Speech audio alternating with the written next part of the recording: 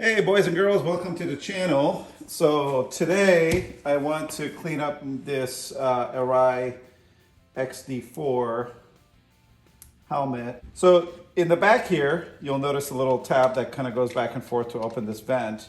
And it's got a little red mark on it. This red mark is usually, this little marker is usually kind of vertical. But if you push it to the side, then you can pull down on this tab with your fingernail and it will pop off that top part right there, which allows you to clean underneath.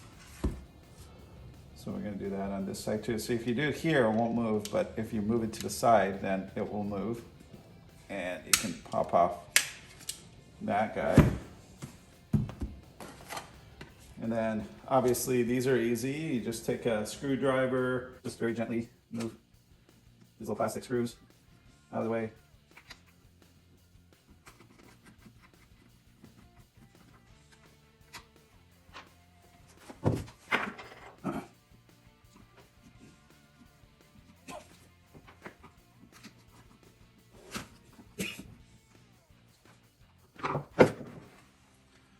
So those come off just fine. Helps to have a little place to store these. I'm gonna actually just use this box here.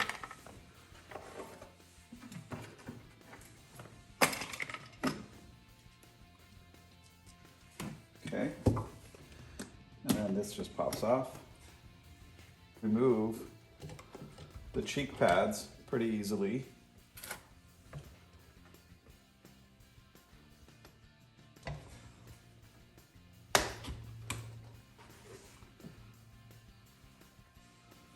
You can also remove kind of the cover from the little strap. So that tab is usually on like that. You just pop it off and you can pull that off to clean it. And this you have to obviously clean in place.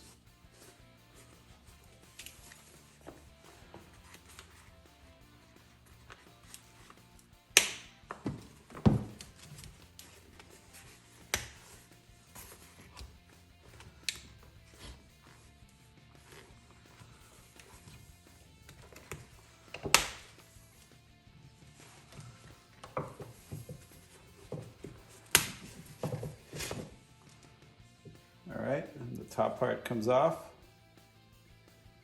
This is in pretty good shape. I watched a couple of Aria videos. They weren't very good videos, but it did say you could use a little bit of bleach and water, and that's all it recommends. So some alcohol or bleach is good, but you don't want to use any sort of like anything with like benzene or gasoline or anything like that in it. So you want to be careful what kind of cleaner you use. But it did say that I think a couple of tablespoons of bleach in some water won't do any harm. So we're going to go get that now. Okay, so basically a tub of just room temperature water and some bleach inside. Not a lot, just a couple of tablespoons.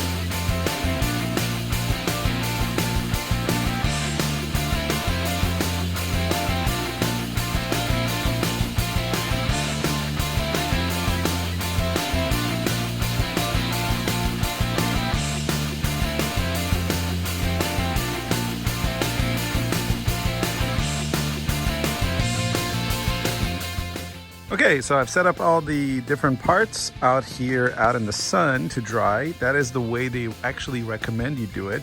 You don't want to put them in a dryer or expose them to additional heat because some of the adhesives on some of these components might get damaged. So this is the preferred way of doing it.